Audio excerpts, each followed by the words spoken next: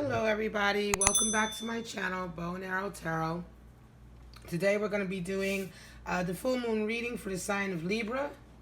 Alright, we're going to get right into it, Libra, with your animal spirit card. I'm going to pull that out first. I hope you Libras are doing alright. Hope June is treating you good. I hope it's good the first half of the year for you. This full moon is in Sagittarius. And it's reading pretty much the energies I expect to be around for the next month or so, at least until the next full moon. So you could say this is a monthly read, full moon to full moon. Let's see what's going on with Libras. What's their animal spirit walking with them over this next 28-day cycle? Show me.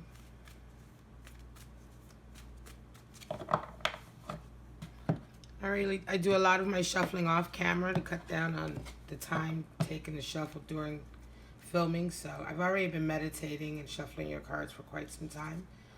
And dolphin is your card. Wow, beautiful. I love dolphin energy. It is water energy. Alchemical symbol for water is the upside down triangle. The dolphin is a healing energy. Dolphins are healers. They're natural healers. So you're in a very kind of like healing yourself and healing others.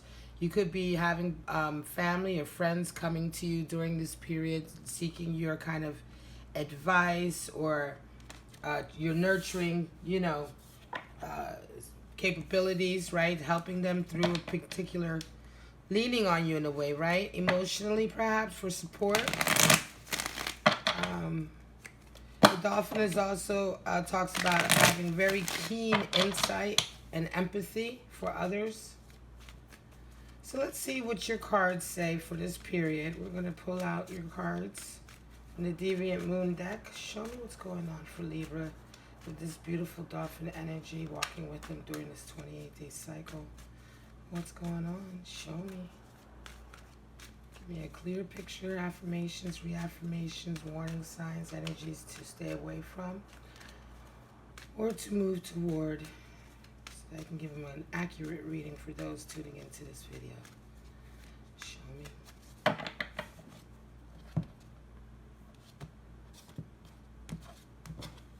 Alright, Libra, we're going to get right into your read now.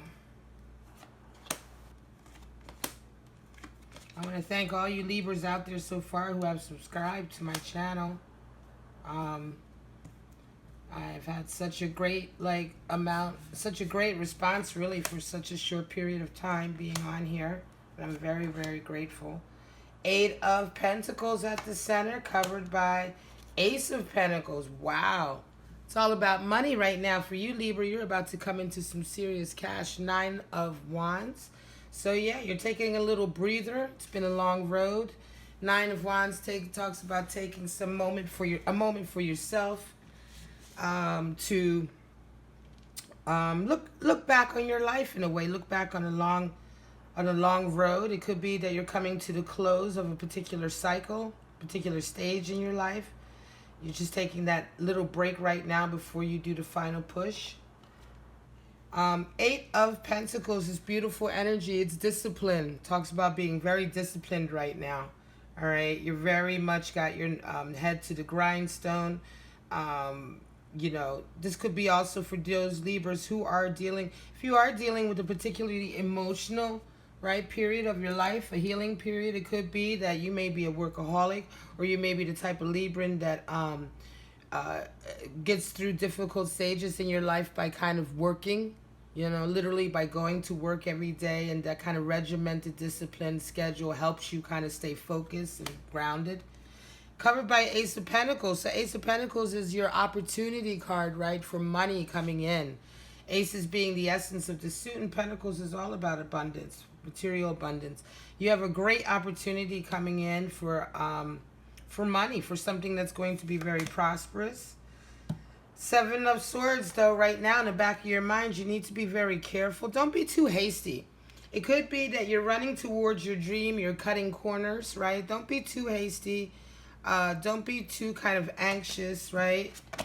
take care of that. Yeah, Four of Wands, Four of Swords, excuse me, is here because stability is needed right now.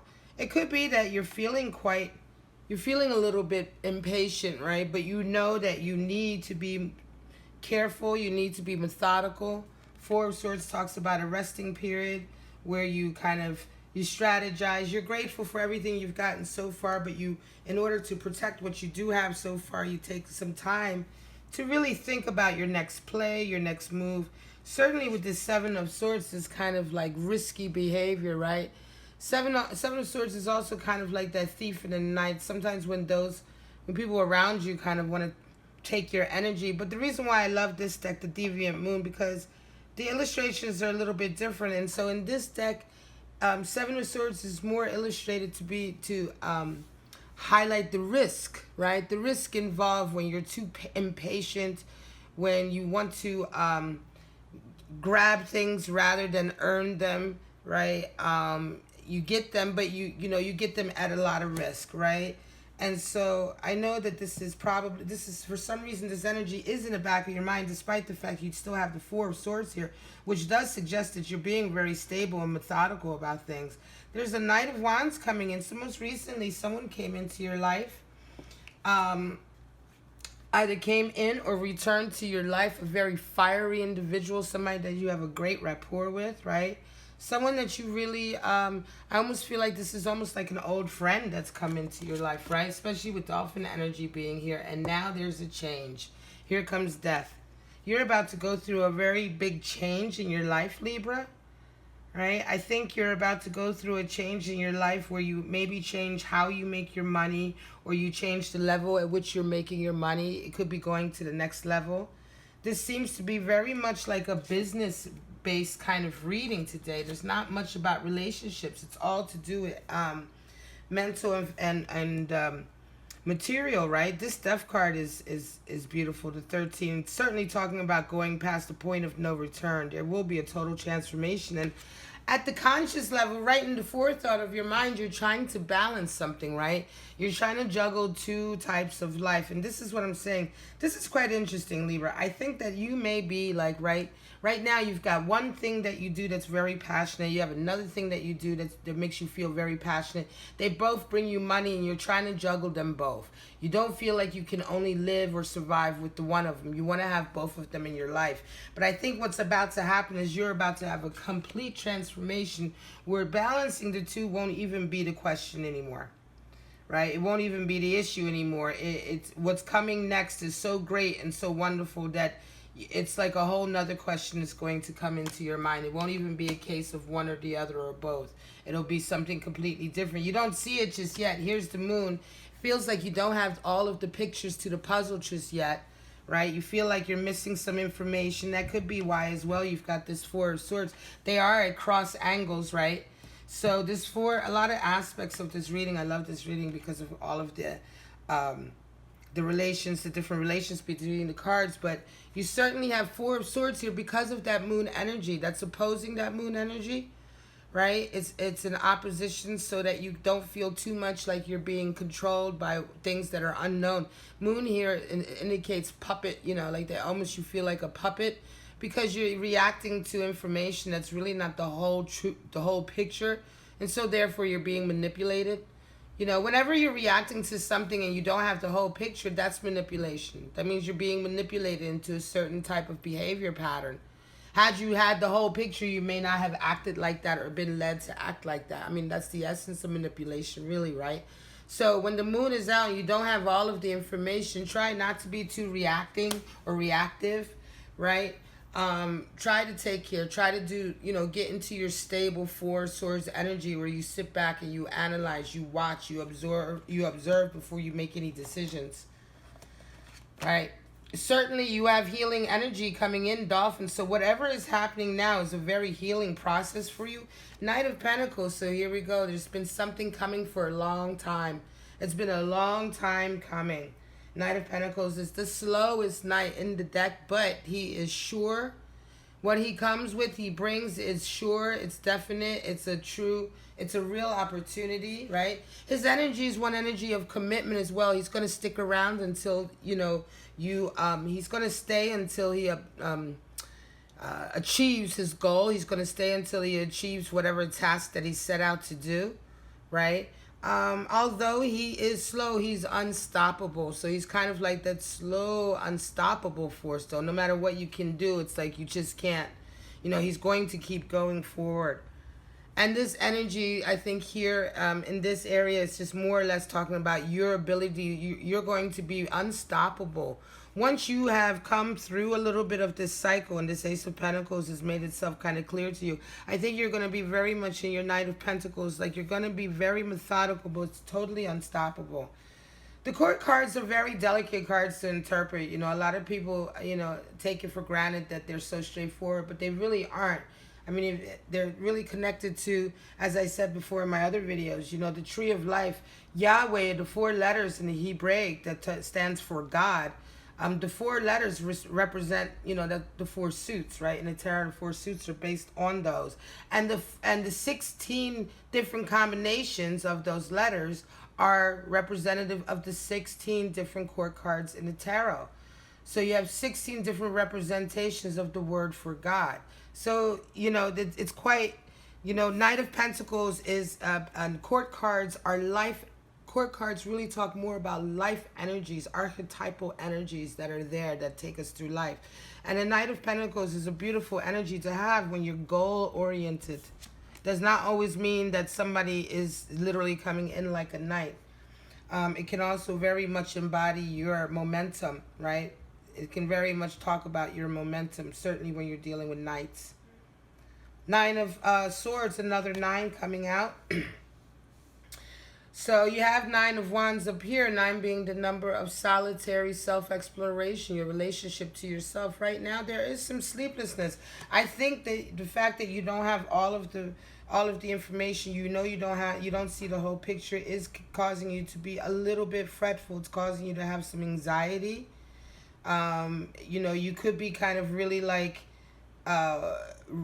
reliving some kind of past hurts most recently. It could be said that someone has dredged up some old pains for you, but this card is very much you kind of healing yourself.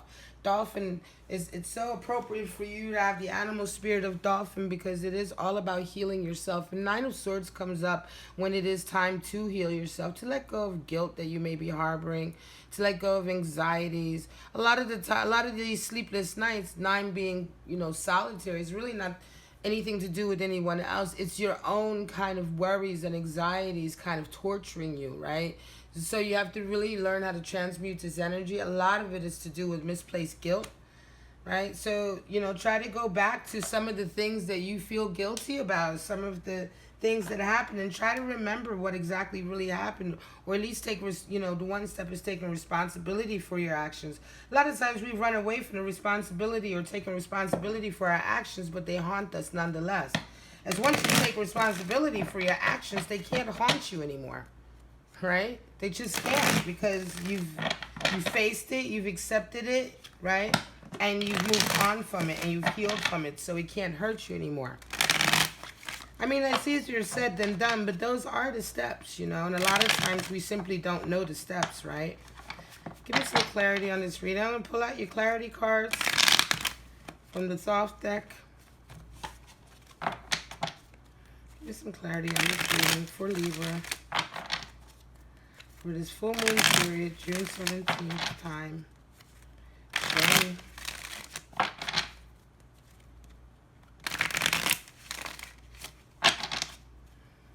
Beautiful Libras. Give me some clarity on these cards. We want to go a little deeper into the reading. Show us more. Show me more. For our beautiful Libra, June. Full moon in Sagittarius period. This next 4-week, 28-day cycle of healing for them. Show us what's really going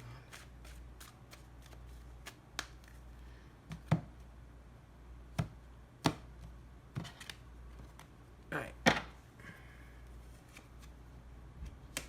5 of Cups, 8 of Cups, Magician. 15 is the Devil. 9 of Cups, another 9, 5 of Pentacles, 10 of Swords, finally there's the completion, and 7 of Swords. Okay, there you go. Three of Cups talks about abundance, coming together, unity, right? Being with like-minded people, friendship, right? It talks about abundance and friendship, Three of Cups, right? It can talk about feeling bonded with like-minded people, that joy that you have when you're around your people, your tribe, you know. This could be friends, family, what have you, right? Beautiful. So yeah, Five of Cups, you're being a little bit hasty because you've been disappointed in love, right? And you kind of you don't want to feel that disappointment anymore. You see that there's something coming on the horizon that's going to be very good for you, right? And, you know, your most recent kind of disappointments, Five of Cups, it's very like, you know, you're so done with shallow relationships, you know, and I think a part of this as well has to do with you're realizing that some of the relationships you've had, you know, I don't know, the shallowness, I guess, or the disappointment. I don't even want to say shallow. I want to say more disappointment, because it's as if you see the card, it's like the glasses, you know, the cups are glass. They're so fragile. There's nothing in them. They're not huge. They're not full of anything. You know, it seems to talk about how fragile love can be when it's not very deep. You know, how quickly it can be lost when it's just not, when it hasn't gone to any kind of deep level. You know, how disappointing it can be after having the promise of being so much, and then you're in it, you find it being so unfulfilling and so disappointing, right? But there's always, within the roots, you can see the roots are formed into a kind of butterfly. It was just the animal transformation. So even within the murky waters, you can see in the roots of this relationship, of this disappointment that you have here, there is the possibility of something new. There is a possibility of a better relationship, a new relationship, if you would but stop wallowing kind of in this disappointment. Five of Cups definitely talks about wallowing in misery when there is actually something good happening in your life. It's, you know, so a lot of this energy, Nine of Swords, what I said earlier, is anxiety that you put on yourself. A lot of this is head trips that you're putting yourself through. You know, and a lot of this as well, it clarifies the Seven of Swords as well, which is this kind of like what you've been like, well, I have to hurry up, I have to hurry up, I have to hurry up and reach my goal. And, you know, it's also an unnecessary kind of like, I guess I want to say criteria, or, you know, that you're putting on yourself. And it's like, you know, it's like you're setting yourself up for failure. You know what I mean? It's that energy. It feels like that, like setting yourself up for failure. And that setting yourself up for failure can be a reason why you've had disappointment in the past. You know, like you've almost been your own worst enemy, allowing things to happen that ultimately have hurt you or have worked against you, right? Don't be your own worst enemy. This is certainly the card of being your own worst enemy when you're trying to accomplish something. Here we have Eight of Cups coming over as well. Indolence. Eight of Cups talks about wanting to move away from this emptiness. We're moving away from cups that no longer serve you, from relationships that no longer serve you.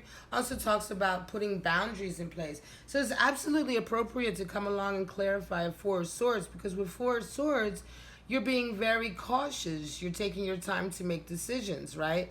Well, you're also, part of that is also your desire to no longer let people go past, you know, take advantage of you, right?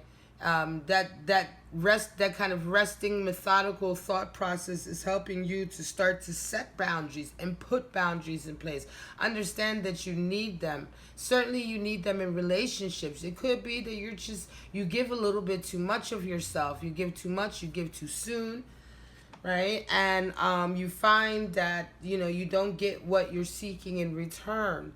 Right, so now, you know, 8 being the number of strengths and weaknesses, knowing your own strengths and weaknesses, knowing what your boundaries are, implementing them, standing up for them, you know, putting them in place as well, discipline. So yeah, you're being very careful. I think you're realizing now that, you know, it could be in any stage of your life, you realize, you know, this kind of relationship does not work for me, right? You know, and you learn that as you learn who you are, as you learn what your weaknesses are and your strengths. If you know that your weakness, for example, if you know that your weakness is a certain type of woman, right, or a certain type of man, that although you're attracted to them, that every time you're with that kind of energy individual, you end up like doing crazy shit. like doing stuff that gets you locked up, or doing stuff that's gets you in trouble. You know what I mean? It just gets you into a space where you're not who you are, you're not happy. You know, it's just like risky behavior, right? Then you know that that is a weakness. Your weakness is getting involved with that type of individual, right? Who you get nothing in return from, right? So you realize now that you have to put boundaries up in relationships to protect yourself. You know, when you're dealing with a certain type of character or a certain type of individual, if that's the effect that they have on you and that is your weakness, then you play to your strength, and your strength is to stay away from them. Your strength is to use your wisdom instead of giving in to kind of like your habitual behavior pattern, but to use your wisdom and kind of say, well, hang on. Yeah, I know this isn't going to end well with this person. I know that this is not going to be good for me. So guess what? Before it even starts, let me put my boundaries up. We're not doing this. We're not doing that. We're not doing this, because I know if I don't do that, I'll slip and fall into something crazy with them. So that's an example of what I'm talking about with Eight of Cups, when you're putting boundaries in place in love and in relationships in a positive way to better yourself. This individual who's come into you, Knight of Wands, is certainly a magician. You believe, you know, you see this person as very much like a manifester, right? Like I said, this could be someone returning into your life, or this could be someone new coming into your life, right? But they've arrived. The way they've shown up, they've mostly, you know, this is the timeline layer here, so it's very much about arrivals, departures, and movement, right? So this person has very much come in most recently, but because of the Knight of Wands and everything, just the whole like placement and feeling, I have this person who is returning. The prodigal son or daughter, it could be a family member, it could be an old friend, an old lover, whatever, but whatever kind of person, but this person is very fiery, and you and this person have like an enormous rapport, right? A good relationship, a good communication, right? And you feel very kind of like happy about it. You almost feel better about yourself that this person has returned, you know, that this person is back, you know. It almost makes you feel like you're the magician again, you know. It could be that you maybe needed a little bit of that self-confidence boost after some of this, what's been going on down here for you. And here is the devil coming in. Devil can be temptation, but it can also be potential, enormous potential creative energy. Creative potential, enormous creative potential. The devil is the card for creativity. Capricorns, 15, right? It's the second 5. All right? So the first 5 is the Hierophant, right? Second 5, 15 is the devil. So it's all about what we enslave ourselves to. We do, the Hierophant is kind of our commitment is to God and a higher spirit. If we enslave ourselves to the devil, then our commitment is towards carnal pleasures and those things that stay kind of in that realm, right? That don't elevate us spiritually. Devil is also the card for temptation. Having the devil come out over death, though, seems to indicate that this is more to do with just pure kind of passion and creativity, a burst of creativity coming forward as a result of this change, as a result of this death transformation. It could be also that your sex life is ascending to a higher level, meaning you're getting more of it, right?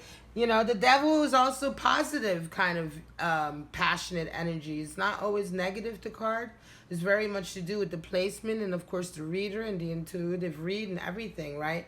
So, you know, the devil is a major arcana. It's not just one thing, you know, and the flip side is great sex, a healthy sex life, a healthy creative life. If you're a painter, a writer, a poet, a singer, any kind of artist whatsoever, then getting the devil card is very much about having an enormous increase in your creative kind of like juices, your creative potential. You may start like pumping out songs, or you may be pumping out material, poems and things like that, right? So it's very much a burst of creative energy. I think that's going to be coming out of this death, because this energy here, right? This energy from here goes, it's almost as if it's like doubt, a little self-doubt, working, doing the shadow work, and then up here it's just good, so beautiful.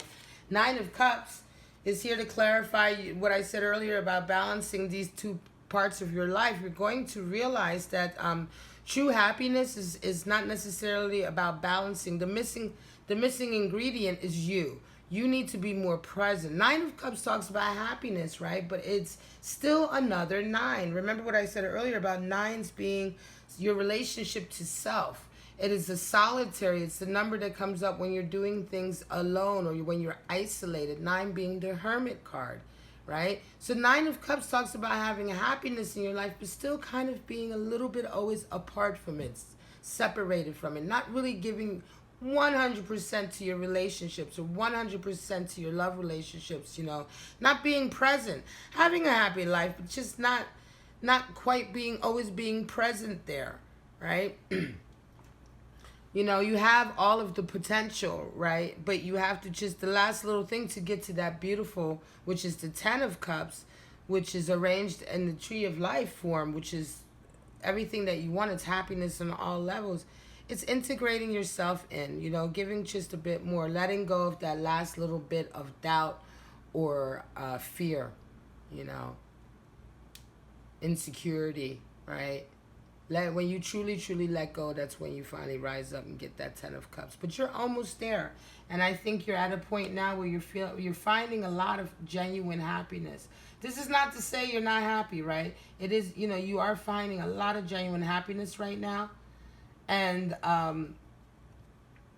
but that missing component is what's, what I mean? Once you finally really kind of like inject yourself in really who you are and what you want, that's when you're, I think it's going to really, this new opportunity, which is the Ace of Pentacles opportunity, this new Ace of Pentacles, like huge boon, right? That's when that's going to completely materialize. Your Five of Pentacles, strife, right? So Five of Pentacles is worrying about things, worrying about whether or not you're going to accomplish your task, right? Again, it's coming to clarify the moon. You do worry. You worry about your financials and you worry about the success of these projects because you feel like, again, like I said, you have the moon energy there. You don't feel like you're getting the whole picture. You feel like information, you don't see all of the information is either being kept from you or you can't see it all or it's not all revealed just yet. But Five of Pentacles is very much about just worrying. It's not necessarily that any of these pentacles have materialized, right? Five of Pentacles also talks about, being isolated from others. And a lot of that worry comes from being isolated from others. Five of Pentacles in the traditional deck is the one where you're being abandoned and the two figures are looking quite destitute outside of the church, right? It's when you've been kind of like, when you've gone through some trials and tribulations with individuals or you've been backstabbed or ousted or, you've been removed from some kind of endeavor in such a way that it's hurt you financially as well. So it's a financial loss. Right? And so you worry right now, but, and I think you feel perhaps like you perhaps are a bit on your own. How are you going to make it, right? But again, this is simply as a result of moon energy coming in. I don't think this is really, your worries aren't, they're not necessarily grounded in any kind of real reason to be worried. Things are all working out for you as they should, right? Ten of Swords is ruin, but it's not ruin in the way that you imagine. It's the ruin of the old self. It's the end of a very long cycle. It's yes, it is completely ruined, but out of the ruin, something new must come. And so it's, the Thoth deck is, this is what the card looks like in the Thoth deck. Again, in the traditional deck, it's the card where the figure is lying on the ground with the red robe indicating wisdom, an increase in wisdom, but they're impaled by 10 swords and they're virtually dead, right? So that's the death of the old ego. It's the end of a long cycle, a long difficult time. Example, it could be that you've been in prison for a couple years. You've come out finally and now you're a whole new person. It could be that you've been in a horrible relationship that now has ended and you're coming out of that, and the way you're coming out of it is as a completely different person. It could be that you've been dealing with like some real financial issues or issues of, issues in relationships or ups and downs over this last period in your life, right? Whether it's 2 years, 3 years, 2 months, whatever the period is that's difficult, it's ending. And the end of it, coming out of it, you are a different person. The ruin indicates the ruin of the old ego, right? It doesn't mean that you're ruined for good. It just means that that part of you is ruined and gone, and you have now elevated. You're a different person now. An elevated person, a person who's learned something, a better person. You know, you only get better. You don't get worse. If you're learning as a person and you're getting through trials and tribulations, it's not like you get worse. You know, you get better. You become a better. You have, you know, your ego vibrates to a higher state, a more harmonic state with others and your surroundings. That's the point of wanting to vibrate in a harmonic state, is that you're in harmony with others. It's a peaceful, and it's a desirable state to be in, right? Rather than to be in a disharmonic or discordant or chaotic, right, relationship with those around you. So this is quite good. You're coming out of a lot. And like I said, you're coming out of this, and that clarifies the Knight of Pentacles, because I feel like it is the end of a cycle, and you are just kind of going to really push forward, you know. I think that you may have not had that forward momentum for quite some time, or perhaps you feel like you wanted it, but now you're really going to feel it. You're really going to feel more unstoppable. You may have been quite hesitant in the past, Libra. All of that's going to end. That hesitation will end. You will certainly be coming out of this period as much more kind of focused, driven, unstoppable, but in a very positive way. Remember, the dolphin is your spirit animal for this full moon period, this next 28-day cycle. So you are healing a lot and coming out very strong. All right, I'm going to leave it right there, Libra. This is your full moon reading for the month of June. All right, I hope you got to see all the cards in there. I moved them up. So move them up a little bit. So for those of you, because I have had subscribers asking me to see, so they can see the whole cards. At least if that way they can take a snapshot from the video, or take a freeze frame, so that they can take a chance to look at the cards themselves as well. All right, guys. So for now, all I'm going to say is, if this resonated with you, you know what to do. Like, subscribe, share. Help me grow my channel. Thank you so much to all of you who have done so far. I can't thank you so much. I can't thank you enough for, like, I don't know, just commenting, responding, subscribing, telling me that the readings are resonating with you and how good they're making you feel, because all of that makes me feel very, very wonderful. And like, I just want to keep providing more for you guys. All right. So for right now, I'm just going to tell you, Libras, I love you so much. Bye-bye.